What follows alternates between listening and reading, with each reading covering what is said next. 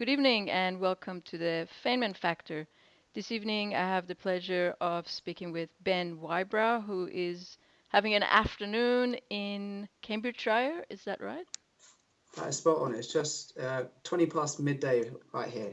Right. So still the sun's very out here compared Yeah. to down in Melbourne. And I think I have the shadow of my nose on my shirt, so I'm trying to get Yeah, myself well, in the I've got the best. sun blicing up my skin, so to speak. All right. So one of us is going to be talking about physiotherapy and especially how it applies to musicians. Ben is a physiotherapist and he has a special interest in both martial artists and musicians, injuries, and also prevention, which is a huge part of hopefully what we get to talk about.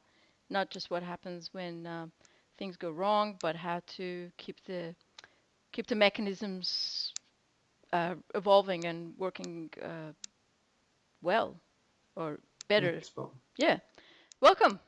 I'll let Thank you. you. I'll let you. I'll let you just take it, and I really want to know how you happen to be a bass player and a flamenco guitarist at the same time, because I think one of those things would be like, uh, I play guitar and I'm a bit Mm. off practice, but just to be a guitarist to me, it's like whoa, that's enough. And when people are playing more than one instrument, I'm almost interested. First of all, how much they sleep. So maybe you could start there. So how I try to sleep a good 7 to 8 hours every night. Oh, great. Um, Bass. So I started bass when I was about 15, and standard four string. Hmm. End of our secondary school, where you go up to 16. Played that through and all the way through university. And after a few years of doing that, you start to pick up chords, and I was almost getting a bit bored, to be honest with you. It Hmm. was good, but one musical instrument after a while gets a bit repetitive, even when I had two basses. And so, have you ever heard of Rodrigo and Gabriela? Yes. Yes. Yes. So they're a Mexican dual acoustic guitar couple, and they play um, metal songs on acoustic guitar or flamenco, classical guitar. Hmm. And so I thought, well, this is very good. And I tried normal steel strum guitar and basically destroyed my fingers essentially. With bass, you had to push very hard. And then I tried it on a steel strum and it just hurt too much. I think guy I was living with gave me, or I bought for £20 off him, a very cheap classical guitar. Tried that, it was much more comfortable. And so obviously with bass, you're used to using your hands already. Yes. Yes. And so I thought, why not try this? And I've kept it up ever since, Hmm. and kind of jump between the two most days when I'm not at work. And so yeah, I've been doing that ever since basically. I have two basses and one classical guitar at the moment. Good. I ditched my steel strum a long time ago. Yeah, that's a unique instrument. It's I suppose it's more like a folk instrument. Yeah, And go ahead. I like flamenco music more than something like country or bluesy stuff like that. And obviously, you need to be able to rasguedo with your hand, which is basically the triplets that they do, which goes very fast, and you can't do that easily on a steel string. So I have a classical to do that, and it's just I liked it. I just kept it ever since, basically, and I had no reason to ever try any other types of guitar. It's the one that seems to suit me the most, and I like percussive guitar as well. It's Hmm. much easier to do on an acoustic than electric at all. So over time, I just kind of morphed it all together. Hmm. Yeah, that's where I'm up to date, basically, from a musical perspective. My parents made me do piano from about the age of 4 to 18. And then once I managed to go off to university, I managed to chuck that in the bin. But it gave me the, I guess, groundings for doing bass and then guitar later on, from just Yes. understanding all the technicalities of the what you call the pitch and timbre and stuff like that. And all the harmony and Exactly, yeah. yeah, yeah, yeah. So So do you play in I'm a band? grateful. I used to when I was before going off to uni. We had our own metal band, Right. but not since. We've all kind of gone different parts of the country to do very different things. Hmm. One is still a professional drummer, but the rest of us have it a couple of as hobbies, but nothing for our career as such. Right, right. Okay. So obviously, one of the main reasons we're talking is musicians' injuries. Mhm. And my take on this is that they're very, like any injury, it's very context specific. Uh, but it seems that most musicians will have some issues with either upper torso or elbows, wrists, forearms, um, and sometimes backs, or it could be a combination of those things. Can we start talking about something to do with um, the whole complexities of pain? Okay. And I'm going to put That's a right up your stopwatch street as because well. that could be 3 hours. What we're going to Yeah, talk about. we could do a whole day on that, but yeah. Um, let's see if you can, if you can, without naming the names, talk about a case Mhm. that someone that you're treating or someone you've treated, and talking about maybe the same set of classification of injury, let's say wrist pain, and how different people's responses to that pain could uh, be an element in their recovery.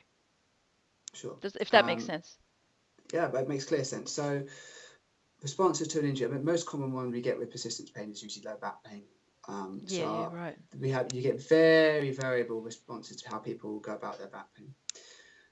So, for example, if someone was to say, they've no trauma to their back, there's no falls, it just woke up in the morning or later in the day after a hard day of work, they've got some pain in their lower back. If they're happy that they've not done any major damage, so to speak, and they want to keep active, and they're happy that it's not going to be a lifelong issue, and they don't. We use the word catastrophize as one of the Right. things where people kind of can at times imagine or think that the issue is worse than it is, essentially, or see themselves years down the lines in a wheelchair and stuff like that, for example. Yeah, yeah. If they can avoid things like that, trying to stay active and positive, and otherwise eating all the right things and getting lots of sleep, fairly common stuff you're taught from when you're yay high, they usually make pretty good recoveries. Where we then have what are used to know persistent issues now is Hmm. when those things don't always go in line. So you said about sleep earlier. Yes. Um, if, for example, they are due to lifestyle, they're not able to get less than really 7 hours or a good at least quality of sleep, that can help these things to persist. Hmm. As I said earlier, the catastrophizing aspect. So the thoughts easily you have up here have a massive response on everything below, and if Hmm. you imagine that's going on, then it can exacerbate and drive those we'll call the nerve responses or the output from your brain that keeps the pain response going. Hmm. As can another term we often use is something called fear avoidance, Hmm. and that's where it used to be back in the day, if you went to your doctor with back pain, they told you to go and rest and lie down for 2 weeks or something like that. Yes. They don't do that anymore. That's long gone.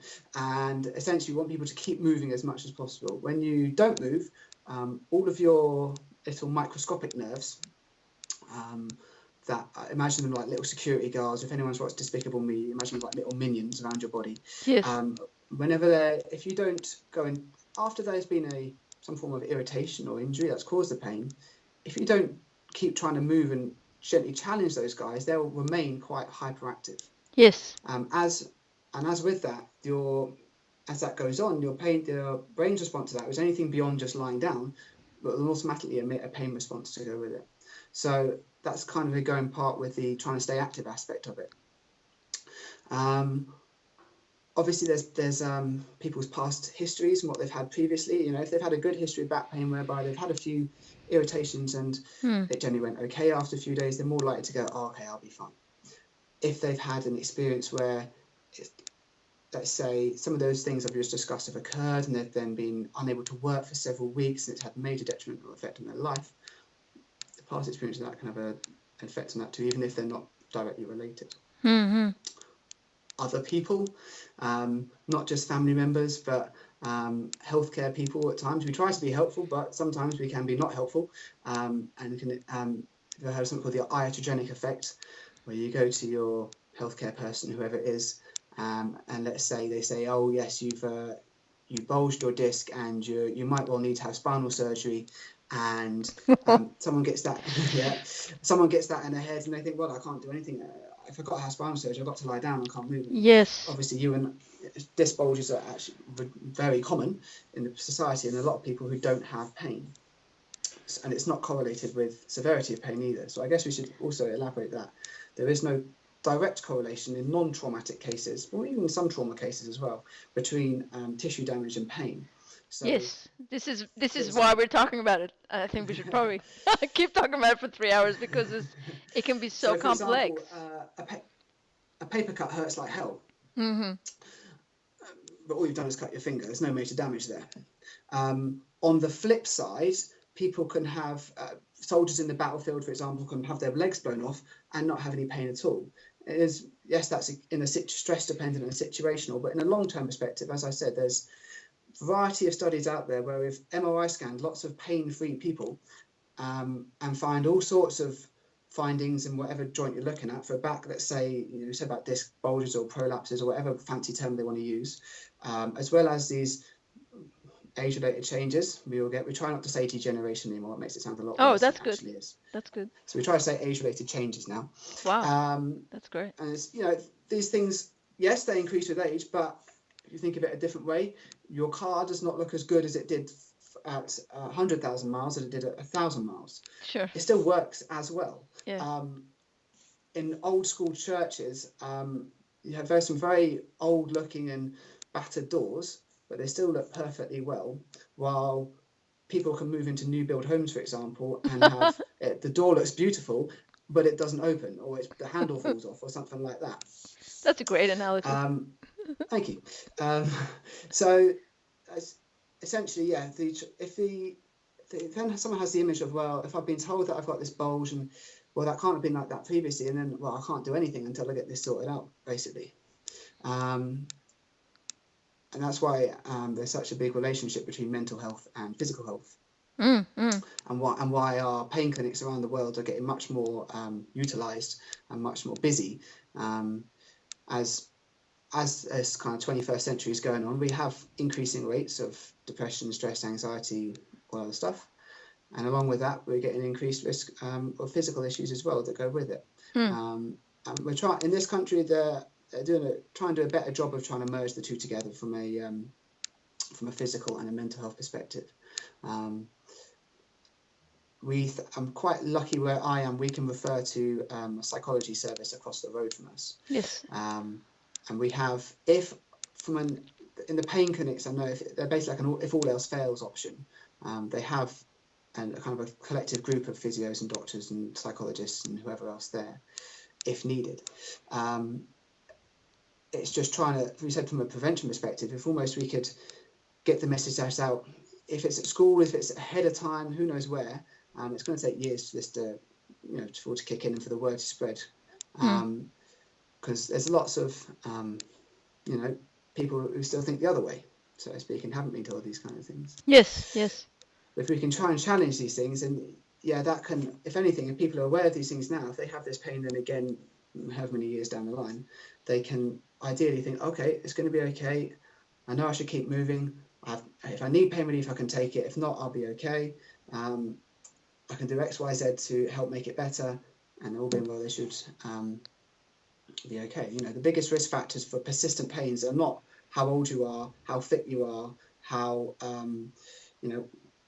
what kind of job you do, anything like that. It's everything that goes on up here, and that's just not for backs.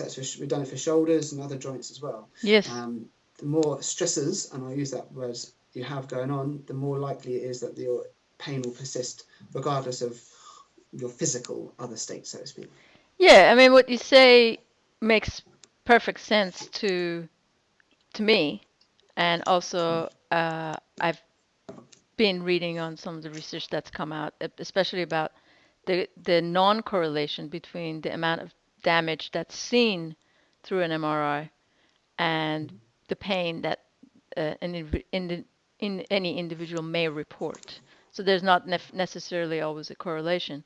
And what you say about the relationship between the fi- mentalizing physical pain or physicalizing mental pain Yeah. makes sense. And Australians are very lucky as well because we, at least in the city centers and in the yeah, in most of Australia, we spend a lot of energy combining mental well-being and physical well-being as far as the governments are allowing. Now, the thing that interests me more than that is um, the music. There's an association. I know in England there's one, an American one in Australia, where they medical Association of Performing Arts. Is it called Performing Arts Medicine Association, I think? Is that what it's That's the called? States.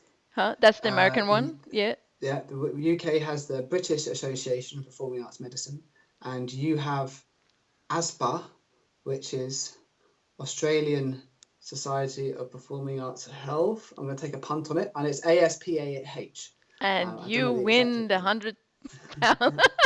whatever You, it is. Yeah. yeah, I think you're right. So I'm sorry I should have had that in my notes. But what I want to get to, the point I want to make is that they talk about movement awareness and they talk about um, I don't know if they use the word posture or not. And then they talk about being being on top of your mental health as ways where dancers or our artists, jugglers, musicians can avoid injury. Uh, Now, in your writing, and you are also a columnist for Bass Player Magazine, which is how I found out about your work. You take the similar but slightly different perspective. And the first one I want to talk about is the whole idea of posture, what it is from your personal perspective and also from your professional perspective, how it relates to when people come in and they might say, this is a lighter version of someone being told they have a disc bulge. Um, Physio said, Pilates teacher said, my left glute doesn't fire. I'm gonna die. Don't worry, it's more common than you think. Um, so if you and I were born, I don't know, 50 years ago, we'd have been raised and in I was school and born told about that 50 years ago. well, we were told. I wasn't there, but we were told we had to sit like this, very back, upright. I wish the camera was a bit better. It's And pretty good. you walked like that all day, and it Hmm. was good for your health, and that's the way you had to be. Sort of the book on top of your And head thing. yes, Yes, yeah, yes. um, and that there was no data to start that idea. Hmm. It was, I think it's drilled from the army or schools or somewhere like that. And that the idea is just kind of almost persisted over time, essentially. And yes, you're quite right. We do get people who come in and say, I've got this pain. I think maybe it's just due to my posture. I've been told I have bad posture and stuff like that. Hmm. And posture is a very loose term, Hmm. for lack of a better term. And there is no definition of posture. There is no, well, I'm going to phrase that. There is no medical ideal of definition of posture. So it's not like we have a international society for posture or anything like that at all. And so then we all get these different concepts, but the underlying thing most of us are brought up thinking is you have to sit upright, feet, knees at 90 degrees, neck, things in line with your eyes and things like that. And that was quite right. There are some people that if they do that with their pains, they will get better. Hmm. And that's what we were telling people 10, 15 years ago. All right. Not so long ago. And some people still are. But what we've been finding more recently is that we've told these people in this, and then they spend the rest of their life literally upright, not moving at all, Mm-hmm. and tensing their back continuously. And as a result of that, if anything, it exacerbates their issue rather than makes it any better, because they're continually just tensing themselves the entire time, not letting themselves relax, as you say. And as a result, it's just driving that pain cycle and the firing from your smaller nerves up to your brain, then back out again, Right. Yeah. even more. Um, and then people they think, well, it's a good posture. Surely, if we do this, it will reduce our risk of getting hurt in the future. And basically, there is from a general population perspective, all the studies so far cannot find any correlation between the way people sit and their risk of developing future pains, if that makes sense, Oh sitting or yes. standing. Yes. Yes. It does sell a And then lot of as ergonomic chairs, though. it does, and it does. Someone's making a lot of money off of it. And there are, and all these ergonomic changes. Manual handling training hasn't done a vast amount of difference to injury risks and amount over time. Hmm. And we don't tell people anymore to lift with a straight back or anything like that. You lift Hmm. how you feel is comfortable to you. And there are our colleagues of mine have still gone on some quite horrifying manual handling trainings where they're told that that you must do like this all the time. You can only lift with your back straight and all this jazz. And as a result, as you say, it's been assumed for musicians that they must sit in these perfect positions Hmm. to then reduce their risk of injury, and yet there is no data to support this. There is, if you go off of the general public, telling people to sit like this all the time, A, doesn't really work because most people change how they sit all the time, Yes. and B, when they try to predict who won't develop future back pain, there's no real correlation between the two. Hmm. And so, yes, we're trying to now move away. Where I work, we've ditched it, and we have some. When people phone up to speak to our service, we can email them out some exercises, and we've actually ditched off the final exercise where we tell people to have a proper posture now. We don't include that anymore. Good. The simple advice we say is you change your posture regularly. Yes. Yes. Yes. Yes. It's time. It's the biggest factor is time. Because Yes. any position, if you hold it for too long, is going to hurt. Yes, there's some positions that will be more uncomfortable than others, and you'll want to move away from sooner Yeah. for Yeah. obvious reasons. But there is no ideal. And if anything, for musicians, the best thing they can do is actually, while they're playing, or even through certain pieces or between different pieces, change how they're doing it. It doesn't have to Hmm. be play it on the floor to play it in standing, but even if you just change the position of your violin, for example, from up here to down, or your guitar can be slightly higher or lower, or Hmm. if you sit two legs on the floor, you put one leg up, or it doesn't really matter what, as long as you change it, basically. And if we can that way, yes, it encourages them to move more, Hmm. and more importantly than that, reduces the risk of them then continuously tensing and holding themselves up, which will just drive a pain process or if anything, exacerbate the risk of injury even further. Wow. Okay. Um, it's good to hear it from the horse's mouth, as it were. Fantastic. So then, the way I'm thinking is that Cool. I'm. I had training as an Alexander Technique teacher. I did the Mm, whole 1600 hours and all that, and I basically sort of like when you peel a walnut, it's got that green shell. So if every piece of that walnut was what they taught me at Alexander School, I've sort of dissected and reduced and taken away and examined, and in almost all of those layers that they taught me was the Alexander technique. I've sort of discarded them because they didn't make any sense to th- the dynamics of human behavior.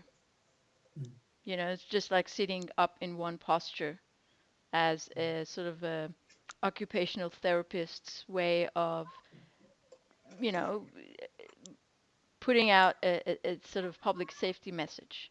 Doesn't really work, and it creates more problems for most people because they think uh, that's the way to prevent pain.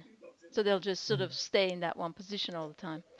Um, so then I started to discover that it's actually possible to learn very specific movements between the joints of the body, between the joints of the torso, especially um, through language.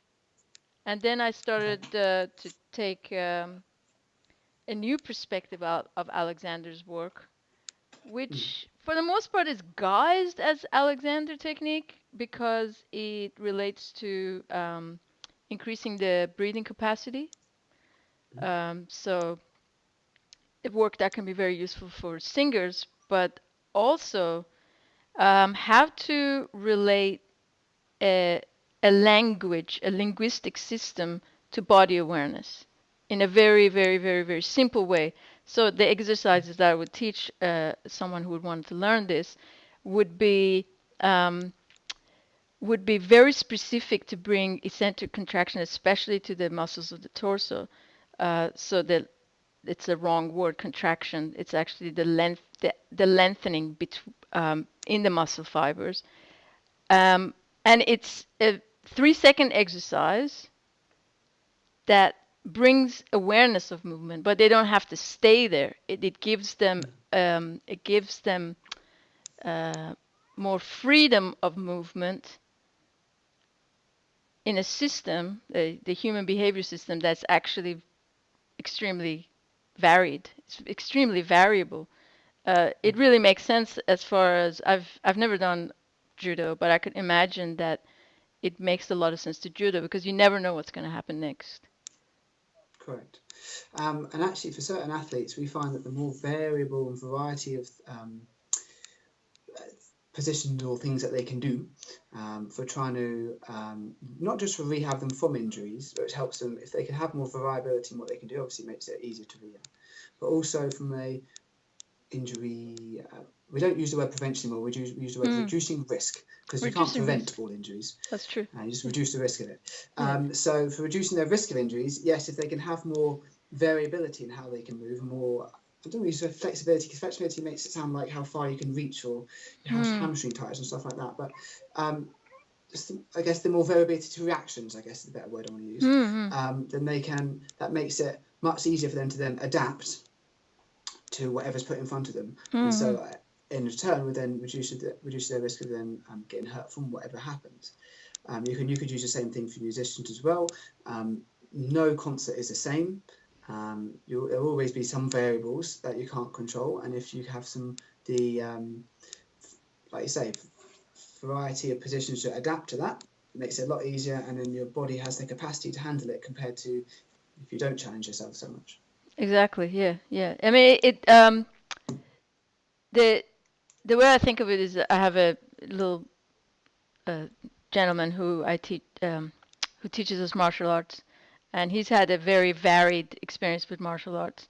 Um, Actually started with basketball and then moved on to learning aikido and then did judo, many years of karate. He still teaches karate as well, and he always teaches one exercise, but the brilliant aspect of that one exercise is that it gives you uh, unlimited creativity to move through, to basically move through anything. And it's it's like I almost don't want to go into a place where we talk about whether Aikido is a martial art or whether uh, That depends who an you talk to, MMA doesn't it? would, yeah, an MMA person would be able to match with the Aikido person. Um, but it, it's really brilliant how um, having a,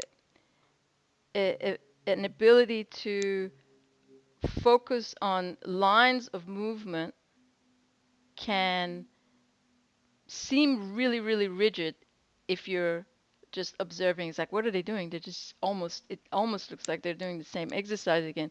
But it builds something in the nervous system that allows you to deal with the unpredictable ways of moving around Yeah. things. Now that's from a sort of a sword-based Aikido kind of practice, but it's amazing how many times I've been able to apply that to life situations, but also, walking up on the sidewalk and you see someone walking the other way and, they might be a little bit drunk or they're swinging their arm really wide. And you're like, well, I'm not gonna overreact to that because they might just sort of want to follow me, and you just have to sort of pass them just at the right time. And Yeah. it's one of those funny things that uh, seems almost too simple to be helpful as a physical exercise. Um, but I wonder, I always wish that musicians would approach martial arts more as a way of keeping themselves healthy. But a lot of musicians are kind of like, well, I don't want to get my hands injured, and it's always fair enough. But that brings me up to asking, what do you do when people don't want to get involved with the wellness plan? For example, if they haven't exercised, they get injured, you okay them to get back into exercise, and they're just like, they're going to walk out there and sort of just sit in that same posture for like too many hours at a time, and this kind of thing. It needs it needs honestly, it needs persuasion or good education and persuasion to get them on board, essentially. Yeah, yeah. Especially and especially with those who have had pain for a while. For those who have had pain for a few weeks, a couple of months, it's quite easy. Usually, most people make a good recovery, and once they see some improvement, they don't just go along with it. Where it's harder is with those that have tried, whether it's physio, GP pills, may have, any other kind of healthcare professional. They may have had investigations too. They may even have surgery, and it's not worked, basically. Those are the harder sells. And so it often involves a lot of education. First of all, there's a great quote that basically says, reassurance is a bloody good painkiller. And if you can reassure someone that they're not going to fall apart the next time they do a squat or a sit or a shoulder press or something like that, they're more keen to do it, and then they won't be so fearful about doing it as a result. Obviously, educating them on why they should do it and how, if you can tell them almost the diagnosis, from that reassurance of saying, look, we're happy there's nothing nasty going on, you haven't broken anything, you haven't torn or ripped or anything like that, which is the majority of cases. Yes, a few that are different do occur, but in the majority of the cases that's not the case. And then say, look, this is what has happened. And in a lot of situations, it's due primarily due to accumulative overload. Whether it's one thing and they suddenly decide to paint the roof for an entire day, or whether they had, it does happen, or whether they have a particularly stressful time at work, less sleep, they then try to go out and exercise more than they'd normally do, or the demands of work and makes them do more physical than they'd normally do. Collect those things and say, this is why it's happened. And then this is, if you can, I often say to people, your body does not reset itself to default like the computer does. Right. You have to ask it to get there. Yes. You have to collab. You have to realize that you have agency. You have a sense of. Exactly. Sense of, that's not the word. The sensitivity. Well, okay. The wrist doesn't hurt by itself, for example. It is your wrist, and you have control over it. It's not being hijacked by its own brain. No. There has to be a threat response from your brain to get a pain response. If that makes sense. Your brain has to perceive that whatever's happened to your whatever body part it is, that is a threat to your survival for it to give you pain. If there's something more pressing going on, like there's a lorry coming towards you, or you're in the middle of a Champions League final, it might well turn that dimmer down, so to speak, just for that time being. But if you're lying in bed at night, often people report, oh, my pain's kind of there during the day, but it's not too bad. When I'm at night, sometimes before I go to bed, it's really annoying. It's not. The wrist isn't. The structure hasn't changed before you get into bed at all. It's just that once you're in bed, there's no other distractions going on, and all your brain's got to think about is whatever. In this case, your wrist, which is sore. But if you can educate them on why they're hurt, and like I said, tell them that it won't reset themselves to default, but if they can challenge their current sensitivity and their capacity to do things, that generally will, over time, those little minions, if we call them that, or security guards around wherever hurts, will realise that there's no major damage going on, no major trauma. They'll send less information up to your brain. On top of that, your brain and your eyes and all the other senses you're getting in sees, oh, this isn't too bad. I can do it okay, and no major changes occurring. And so gradually, the pain output goes down over time. It doesn't happen like that. Some people it does, but very rarely. But it's usually a gradual process if they can challenge themselves. And that's how you can most of the time get people on board to do it. Where, like I said, where they've had a bit more of a history of failed things, Mm. or they're just not keen to do it. Where we at the moment struggle with is those who are desperate for investigations to tell them what is wrong. Mm. Mm. Now, obviously, in some cases, when you've had a trauma and you have severe pain, obviously those things are very indicated. But in other situations where that's maybe not the case and there's no obvious signs of any sinister reasons at all, there's no signs you've done any major damage, but it's still persisting, we struggle with those demands because, well, I can't offer that to people. They would go to the service above me. Mm. And I find often when people then get the results back and it's generally okay, they're then willing to make quite a good recovery. Right. Yes. But in Yes. that collection of people where they need the answer, so to speak, and I can do my best to, as we said earlier about the scan findings and normalizing it and saying, we'd only do this MRI scan, for example, if we were really concerned there was anything nasty going on. If your symptoms were started getting worsened nerve symptoms like numbness or loss of power, or if you wanted surgery. When you say the surgery thing to people, they'll go, "Oh no, I don't want that," and then they'll calm down. But some cases they're still, I want to do that. Well, I don't want surgery, but I still want to know what's going on. Mm. And if they can get that answer that says no major tear or no major rupture or whatever you want to say, they can get that answer. Some people, we can do well, and then others, there's still, in a small collection, we still maybe want more scans or others, and those are the ones we really struggle with at the moment. It's a handful. Most people with the education, the reassurance, and you can get through. There's a small selection where I feel like in the future we're going to need to kind of dabble into the I'm going to say the word dark arts, but kind of the tricks and tricks of psychological persuasion, so to speak. The dark arts. What would those be? Oh, well, how companies use marketing tricks to get us to buy things, for example.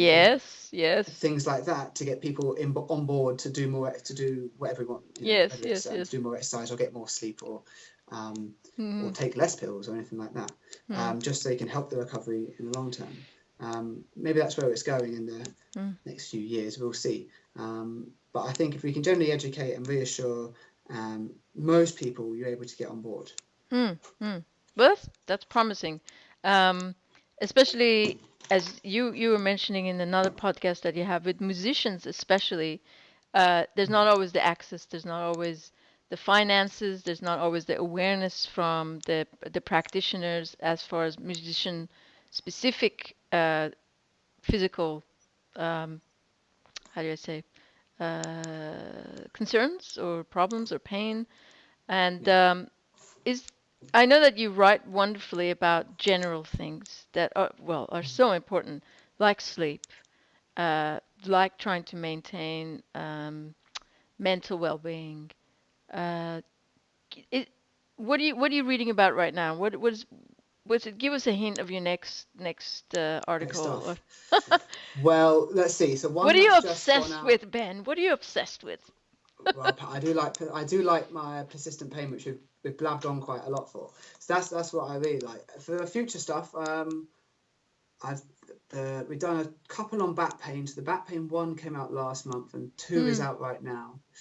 And then the next 2 are, I'm assuming, I'm allowed to say, is then tennis and golfer's elbow.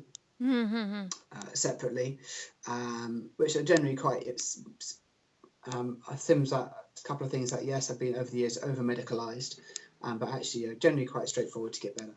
Yes. Which is the ulnar and which is the radius? Yeah.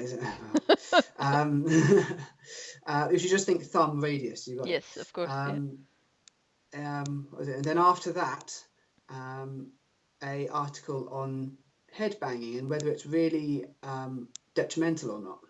Because my editor asked for it. Because there's been some stories of a few heavy metal guys who's had some neck surgery, and the press have blamed it on their years of headbanging. Yes, the whole sort of turning the head around thing. Yeah, circles and up and down and all that jazz. Yeah. It's amazing stuff to watch. Yeah. And there is a few, if you go on PubMed, you'll find a few case studies of some brain injuries from people attending gigs or other incidents where they've had to done some headbanging. Mm-hmm. But there is naught to date on the risk between headbanging and cervical stenosis, where basically your vertebrae and the ligaments around it, the spinal canal is basically this hole that runs between the block of your vertebrae and Yes. the spinous process come out the back. Yep. And over time, in all of us pretty much, or 70-80%, that gets smaller over time, Yes. naturally from kind of these age-related changes. And at the moment, like I said before, there's not a major correlation between the severity of the scan and the pain or the symptoms, because you can get quite a variety of symptoms in the neck. Hmm. But there's no other factors that have been really investigated that much. Yes, they've done the general of the drugs and the alcohol and stuff like that, Mm-hmm. but nothing beyond that. And certainly there's nothing for headbanging at the moment. And obviously there's a few guys that have been reported in the press, and the press have blamed their years of headbanging on due to this. The headbanging causing this cervical stenosis. Yes. Yes. But that doesn't then explain why these, let's call it 3-5% of guys have symptoms, while the 95% of the heavy metal guys don't have symptoms. For example, if that was the case, then if headbang was the cause, and every heavy metal fan or artist who did headbang on a regular basis would have neck problems down the line. Yes. But it's not the But case. So yeah. it's not the case. There's probably a lot more factors at play, and it's very much an unknown at the moment. Mm-hmm. There was the British Medical Journal every Christmas puts out some quite ridiculous articles on very random things, and one about 10 years ago now was on the relationship between neck pain and headbanging. They just made a theory. There was no, they didn't actually get any patients or anything like that. All right. And they actually correlated that if the music is so fast that you can't actually do this enough, then actually it won't cause any problems. You're kidding, right? And they said if you do this, if the speed of the song is so fast that your head going up and down movement can only do, let's say, this amount compared to that amount. Yes. Then because your neck muscles will stop it bending to going. Oh yeah, right. Okay, right. So they haven't. They have not been to the carnival. I don't know. You know. The more hilarious part is when they put at the end, maybe educational things before gigs and neck braces might be suitable before heavy metal gigs, but no one's going to be doing that at all. But at the moment, there's no data between headbanging and neck pain at the moment. It may be in 10, 20 years' time, things may change, who knows? But for now, we can't say yay or nay on the subject. So for now, people are going headbang away as they like. And again, the same thing for those the brain injuries. Those case studies are very few and far between, hence why they're called case studies. It is not known at the moment why those very select people had some form of brain hemorrhage or issue afterwards, while the majority of people who headbang don't. Again, give it 10, 20 years, we might have a better answer.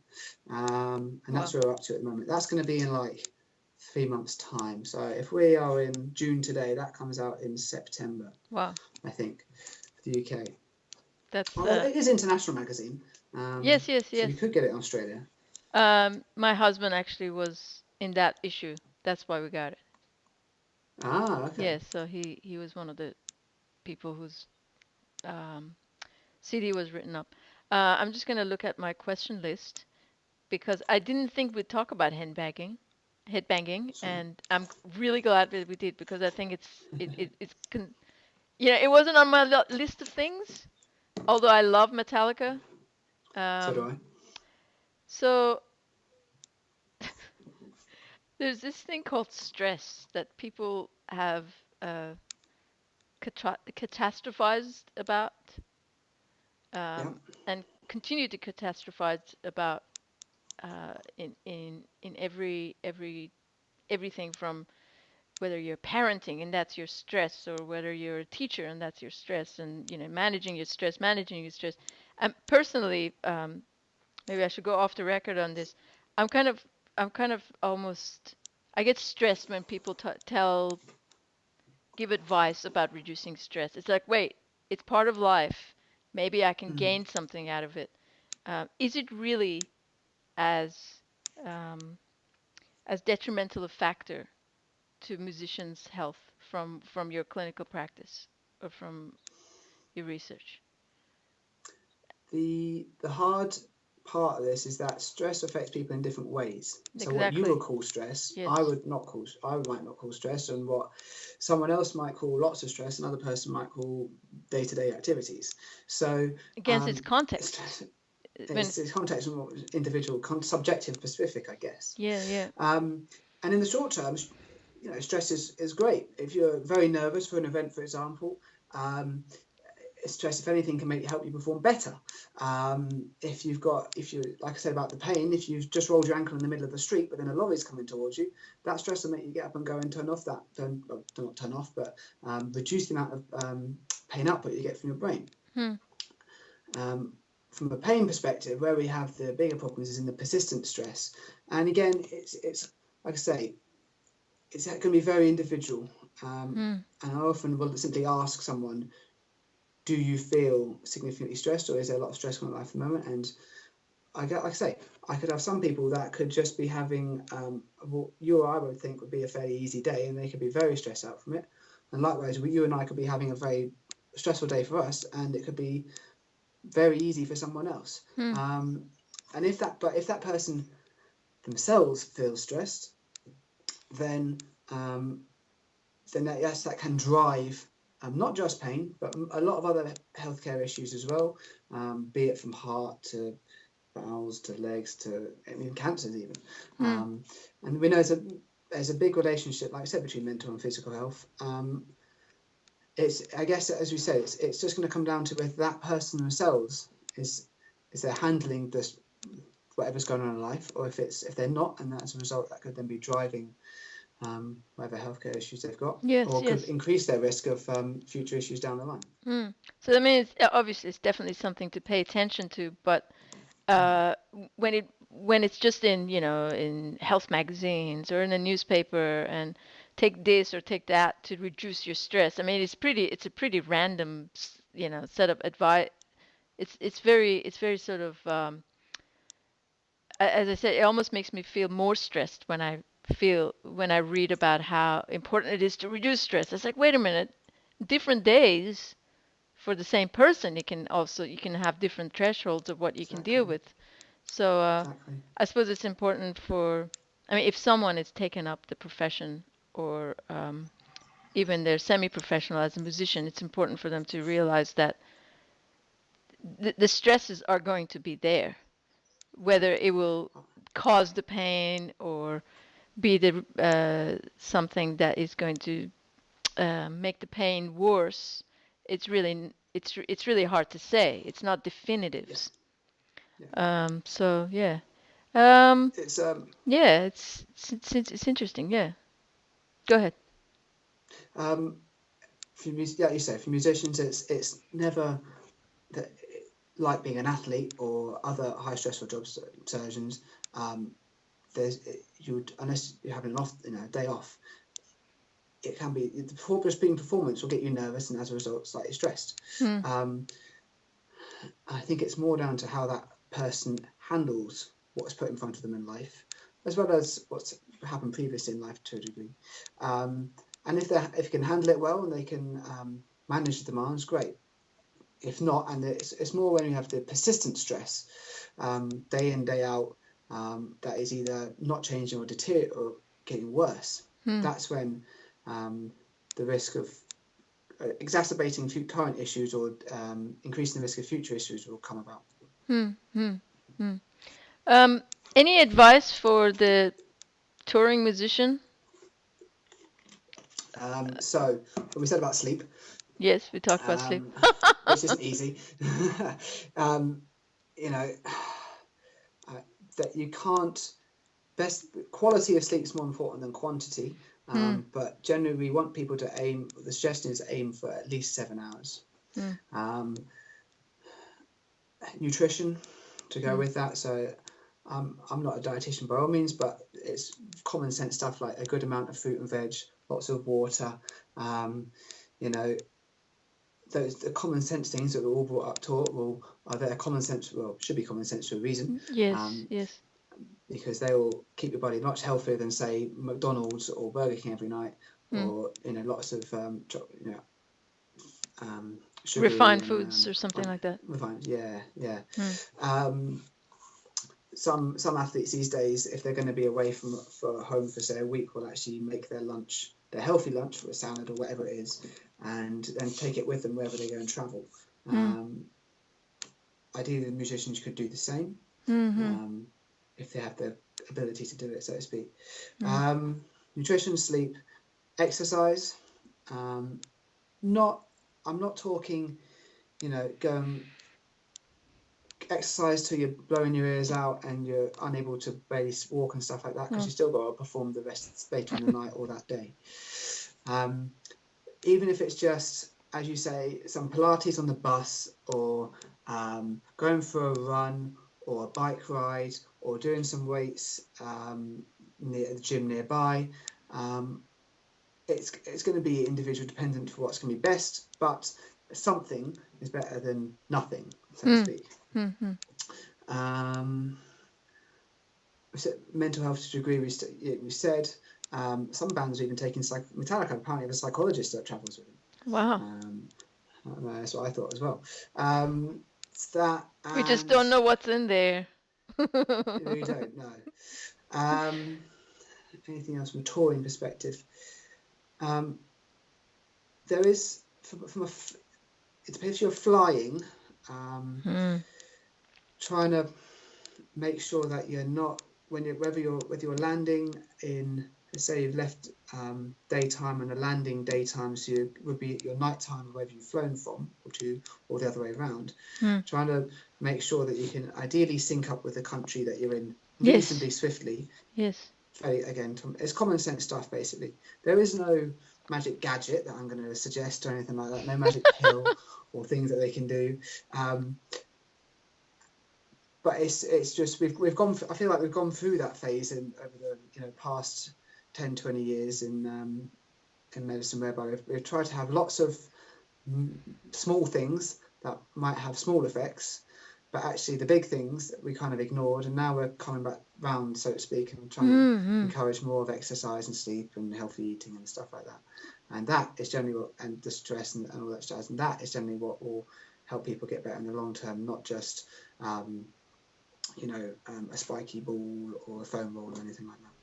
Well, that's it might not seem much to you to say that, but it actually makes a lot of sense, and hopefully whoever will be listening to this will will be like, hey, uh I've got intelligence here. I know how to put the pieces together to um to not do the catastrophizing, and not to think that a little bit of pain is going to be the end of my career. I mean, definitely to seek advice, to seek medical advice, but also to be a partner in that, not to be, I'm going to break apart, and it's, this happened to my friend, it's all going to go bad, I shouldn't have done 8 hours every day, and then nothing for 5 months, and then 8 hours again. Sometimes, yeah. Sometimes the reasons for catastrophizing can be very legit. Like, say, Sure. they've had a back pull, and previously they've had a similar thing and required, it's led all the way to surgery or something like that, for example. And they could be worried it's the same thing.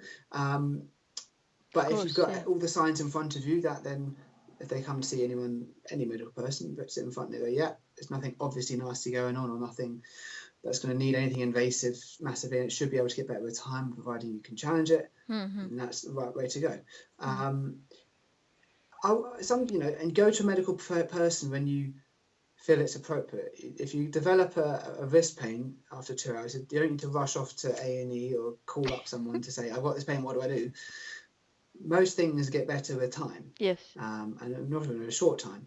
And I said about the iatrogenic effect, sometimes we have, and our diagnoses can be exacerbate issues, but just by talking just by saying what's going on. Yes. Rather than making them better. So if you need medical or want medical help, go. But if you feel that it's not necessary, then hold off until you want it, or feel that you need it. Yes, yes. Well, and in England, it's probably more, and in Australia as well. I know in America, it's not always available.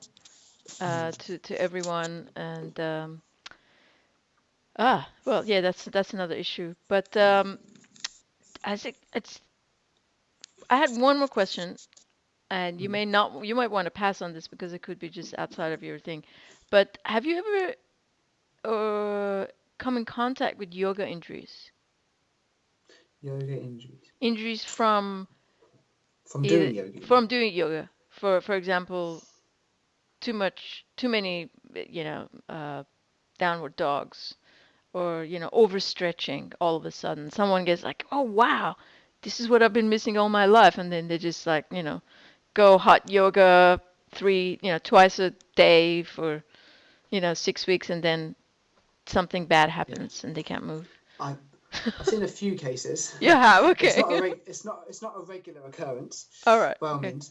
But and it's whether it's not really the yoga to blame per se, but it's the No, fact of that the course not. person's gone from doing nothing or something completely different to then going and Mm-hmm. suddenly asking their tissues to do a lot more than they'd normally do. Yeah, yeah, yeah. And that in turn then basically, if you imagine we use the term load management. So load is the amount of stress and strain that we put for our bodies on a day-to-day Yes, yes. basis.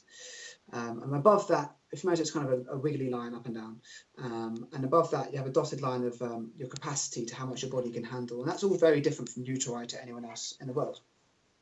And say when you suddenly ask the load your body to do a lot more than it would normally do, and it goes above the capacity of what your tissues can handle, it will then kick off. Whether To a it's very good degree. weights or whether it's stretching, Yeah, proper overstretching or yeah, anything like that. Yeah. and that is the one of the major causes for most non-traumatic pains, Hmm. which in musicians is the majority of injuries. So these people, yoga for example, they'll be going along and then suddenly ask their tissues a lot more than they tolerate. And then maybe, if you have other things like the lack of stress and lack of sleep and the stress and or not good nutrition at the time can reduce your capacity line, so to speak, or can exacerbate the spike in the loads, and again increase your risk of injury more. So like I say, it's maybe not the yoga specific, it may Of be course just not. Yeah. the fact the person's gone from doing whatever they were doing before to suddenly doing a lot, and that's what's happened. There's something in the UK called the Couch to 5K Capture. that the Yeah. government have put. Yeah. Yeah, and it's encouraged people to get from off the couch to running, basically over about a 12-week period. And it's done quite a good job, but in a collection of people, obviously they've gone from doing nothing and suddenly to doing a lot, and it has led to them having some injuries and problems as a result of that. Right. Yeah. It's a Right. similar thing, just for Yes. running instead of yoga. So it could be anything, not just yoga or weights or running, as you say. Could be even just suddenly doubling the amount of time that you play your musical instrument on a Of day, course. from Yeah. say an hour to 2 to 4. Music, what are they called, conservatoires, are notorious for having high injury rates in their first year or so of their new students, because the students go from playing their musical instrument, I don't know, 1, 2, 3 hours a day maybe, to suddenly 8 hours a day, and that, as you say, ramps the load beyond what it would normally do, and then it will kick off. Yeah. I mean, I don't know what Metallica suggests as far as hours of practice, but Who knows? who knows? But I know I've heard videos of Jascha Heifetz and Slavlos Richter, violinist and pianist, both saying they don't recommend more than 3 hours. That's it. There you go. So They're quite high level, I presume. They've got to the yeah, I peak mean of, or Menuhin near the says that peak. as well. Sorry, not Menuhin. Who's the guy who's still alive? Isaac Perlman says 3 hours max. There you go. So, and it's going to be individual. Some people will only do one, while some people want to do 5, for example. And like I say, that load amount is very individual, person to person. I mean, theoretically, we find with athletes, if they can gradually build themselves up over time, they can handle more. Yeah. And so there's, the premise that the more harder you work, the more you're risking pain is not always true. Some people can build themselves up gradually and be okay. And actually, if they have a high amount of strength and capacity, it will reduce their risk of injury. It's just the problem is when they suddenly go from doing nothing to a lot is when these things can happen. Yeah, I like the couch to 5K analogy. Thank you. I don't know how the government will feel, but I don't think they'll be watching, so that's Oh, fine. yeah, yeah. Well, thank you so much. Is there anything else that's pressing? Any other issues, especially to musicians and injuries that you like to add, or anything at all that regarding your work? What surprised you? You know, what? Yeah. I think just that if someone gets hurt, the biggest things that if they can stay active and positive, they Hmm. will, providing there's nothing horrendously nasty going on, and there's Hmm. been no major trauma or any concern about anything major nasty going on, they should get better in Hmm. a period of time. If you Hmm. can do those two things, generally you'll be fine, along with the sleep and the good lots of fruit and veg and water and stuff Hmm. like Yeah. that. From an exercise perspective, it's hard enough just getting musicians to exercise. So I'm not going to say at this point you must do X amount of reps and sets of stuff. So even if people can just for now do exercise, I'd worry about the specifics once we get people to exercise. Let's get over that barrier first. Um, but it will, if whatever they're doing, will not Yes. only Yeah. reduce their risk of future injuries, it will also reduce their risk of future other healthcare issues, whether it be heart problems, cancers, dementia, stroke, you name it, it's there. Hmm. Hmm. Same thing for eating lots of healthy food. Um, and I think if you can hit all the, as we said repeatedly, common sense stuff, Hmm. um, your not only risk of future issues occurring, but then risk of those issues persisting if you do get any aches and pains will go down. Hmm. Well, thank you so much. That's Again, right. my guest today has been Ben Whybrow. Did I get it right? Yes, again. You got it spot on. All right. And thank you so much for joining me from You're welcome. Cambridgeshire in England. Yep. It's not Scotland. No, No, not of course Scotland. Not not. Scotland. And I'm going to leave information of where you are. Get a fantastic blog. You're on Twitter. You're very active as a writer and a researcher, and hopefully you will continue to write your wonderful articles. And I'm going to make sure that people have your contacts to get in touch with you again. Ben Whybrow, thank you for joining me and being on the Feynman Factor. Thank you. Thank you.